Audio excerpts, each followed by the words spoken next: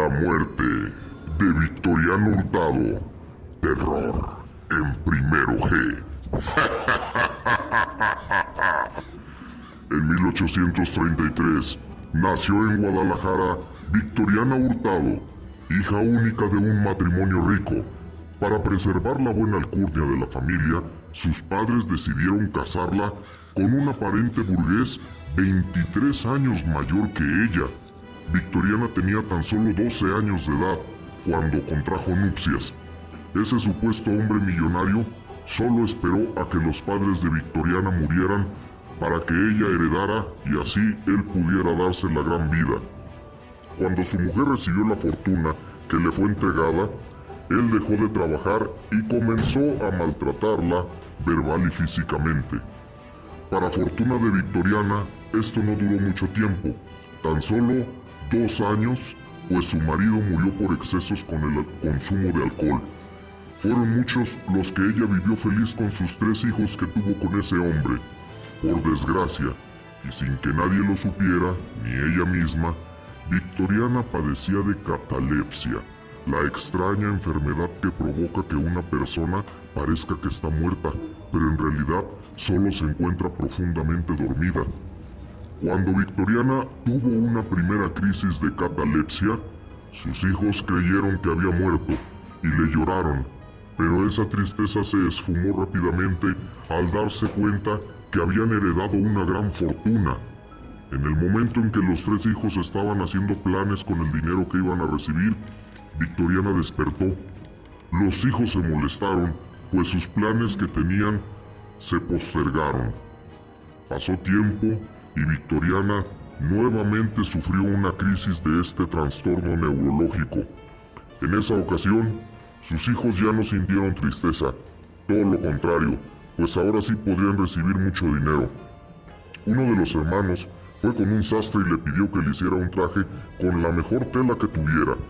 Otro fue con un joyero y le pidió que le diseñara varias pulseras y anillos de oro.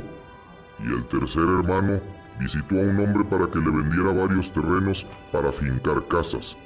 Los 3 hermanos regresaron a la casa. Las sonrisas que manifestaban sus rostros desaparecieron cuando vieron que su madre estaba viva.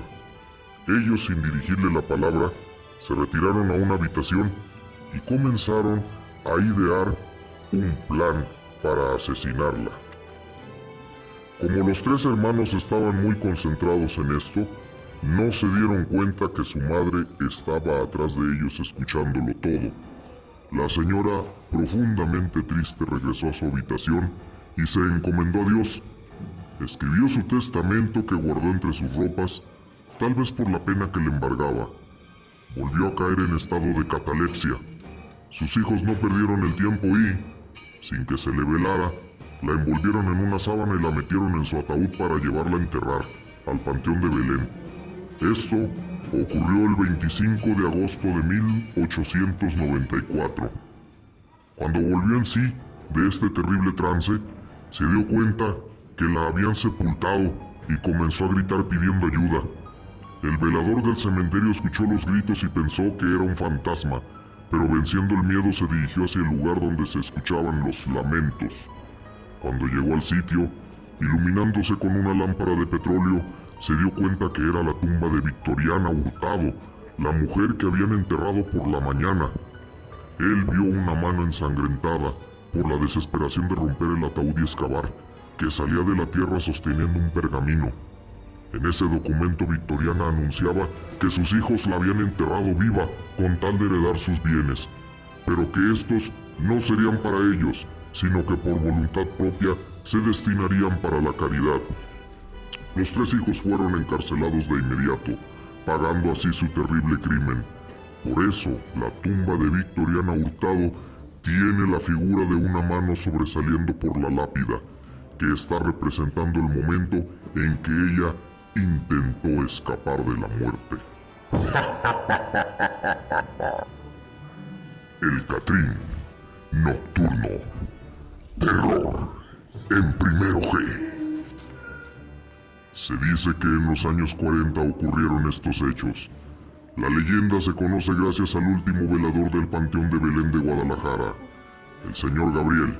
que a su vez la escuchó de labios de su protagonista, el que le precedió en su cargo del cementerio. Una noche, mientras el velador esperaba que diera la hora de salida para marcharse a descansar, vio pasar a una persona muy elegante vestida de negro que salió de la cripta familiar de los Arévalo.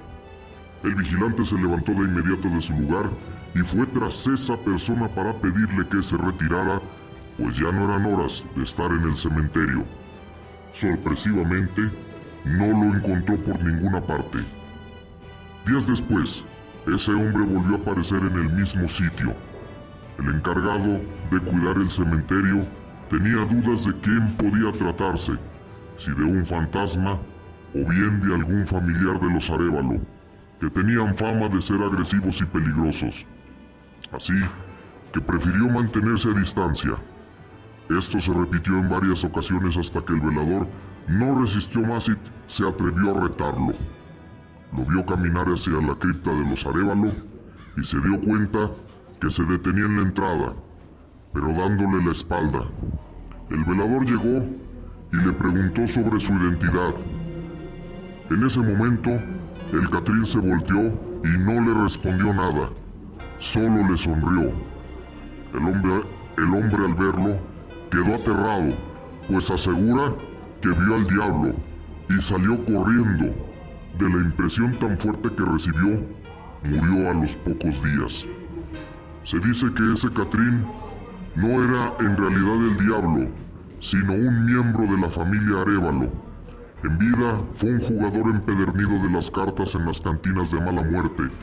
Era tanta su obsesión por el juego que en una ocasión apostó hasta lo que no debía, las propiedades de la familia. Desafortunadamente, las perdió. Cuando llegó a su casa para darles la terrible noticia, comenzó a sentir mucho miedo, pues ya sabía que su padre lo mataría. Así que en medio de la angustia fue tentado por el diablo. La habitación se iluminó por una extraña y bella luz. Se materializó una mano que se posó sobre su hombro derecho y le dijo: «No voltees, soy el diablo y estoy dispuesto a ayudarte». El señor de las tinieblas le dijo que él podría regresarle sus propiedades, pero que a cambio tenía que darle su alma cuando él quisiera. El joven Catrín aceptó encantado. Recuperó las posesiones y se volvió más temerario, pues sabía que tenía un pacto con Satanás y supuso entonces, erróneamente, que nada malo podría sucederle. El Catrín regresó a jugar y de nueva cuenta se vio involucrado en problemas con los demás apostadores. Uno de estos sacó un arma, le apuntó al corazón y el Catrín de forma retadora le invitó a que disparara, creyendo que nada le pasaría, pero estaba equivocado. La bala dio justo en el corazón, arrebatándole la vida. Fue entonces cuando el diablo se apareció y reclamó lo que era suyo.